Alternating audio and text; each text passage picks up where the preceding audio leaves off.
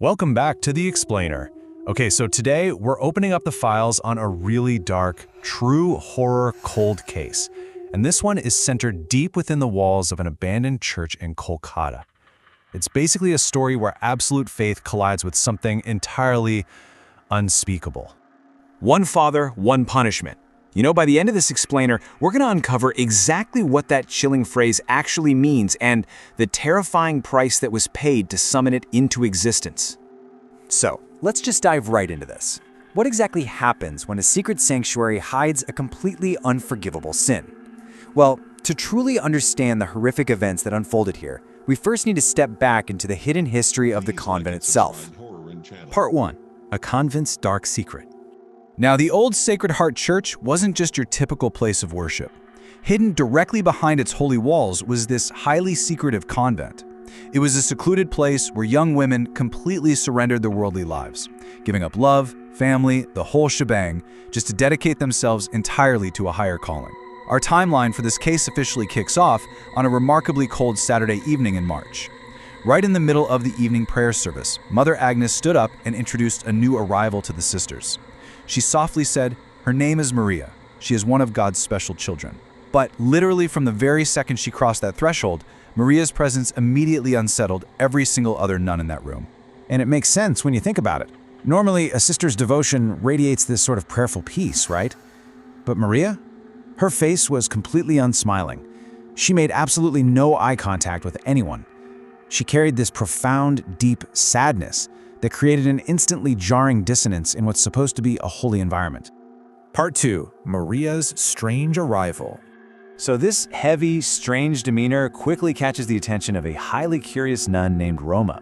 And this leads us right into the first major, undeniable anomaly during Sunday morning prayers.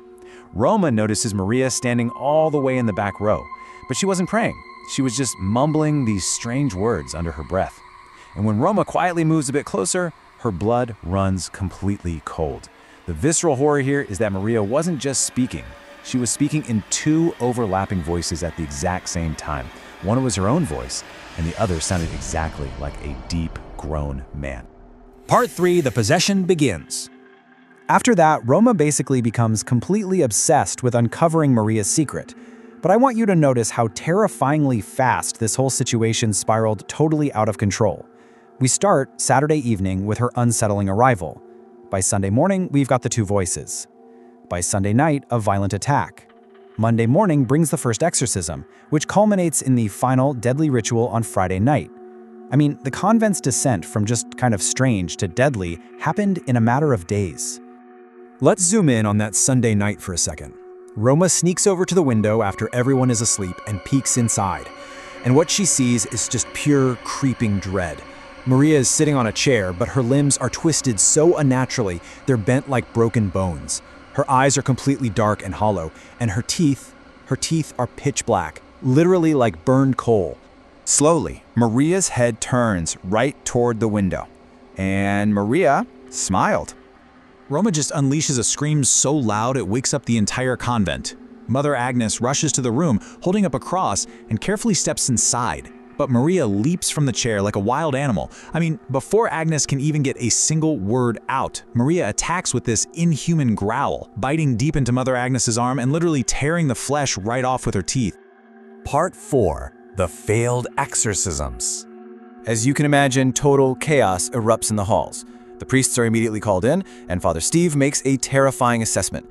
They aren't dealing with a physical illness or a mental break here. This is a full-blown evil possession. The absolutely crucial test is how the entity reacts to the divine, right? So Monday morning, the first exorcism ritual kicks off. When they sprinkle holy water on her, Maria initially just trembles in fear. But then, that trembling turns into violent screaming. Her eyes go completely black. She starts clawing at her own skin, speaking in totally unknown languages. And when the holy water actually touches her body, it instantly burns her skin, melting it like pure acid. Following this ritual, there's actually a period of eerie quiet. For 2 whole days, Maria just lies there, weak and silent, completely refusing any food or drink. But then, she suddenly asks to eat, and when she starts, she just devours the food like a starving beast. Her mouth is smeared with blood and scraps, with these strange whispers escaping her lips between bites. For the priests, this sudden horrific hunger proved one thing for sure. Their initial efforts had failed completely. They realized, with absolute horror, the demon had never left. Part 5. The horrifying truth. So by Friday night, the church is just desperate. They call in a powerful, highly experienced exorcist named Father Edmund to the convent for one final definitive confrontation. But as they're preparing for this ultimate spiritual battle, we kind of have to ask, what exactly was the demon hiding? Why did it choose Maria? And why this specific convent? We're about to pivot from the physical exorcism itself into some very dark, hidden history. Father Edmund sets up the room with almost clinical precision to build a spiritual cage. Step 1. Tie Maria securely to a chair. Step 2. Surround the entire room with crosses. And Step 3. Burn candles in every single corner. The tension in that room is mounting to an absolute breaking point. They're basically just bracing for supernatural chaos to break loose. And break loose it does. As Father Edmund recites the prayers, Maria laughs in 3 completely different voices: a child, an old woman, and a growling man. And then the horrific truth is finally spat out. And honestly, this is where the story shifts into something deeply, irreversibly tragic. Years earlier, Maria had actually fallen in love with a young priest named Father Neil. When she became pregnant, the church feared a massive scandal. In a desperate cover-up, Mother Agnes and Father Neil secretly forced Maria into an early delivery, and they buried her newborn baby alive in the church graveyard. The sheer unbearable weight of that event completely destroyed Maria. Night after night, she had wept at the grave, calling out to her child. And something incredibly dark had finally answered her calls to enact vengeance. The second this truth is revealed, the room just descends into pure chaos. The ground literally cracks open. An invisible force violently lifts Mother Agnes and Father Neil right up into the air. The candles, which had blown out, suddenly reignite all by themselves, spreading intense flames across their clothes. And before anyone can do a single thing to stop it, both of them are burned alive right there in the middle of the room. And as the flames consume them, we come full circle. Those terrifying final words echo through the smoke-filled room in Maria's voice. One father, one punishment. Moments later, Maria collapsed, completely unconscious. Amazingly, she actually survived the ordeal, but the aftermath was absolute. Both the convent and the church were permanently shut down. The cursed sanctuary was abandoned to its legends. Though even today, people claim the dark halls still echo with the cries of a mother desperately searching for her child.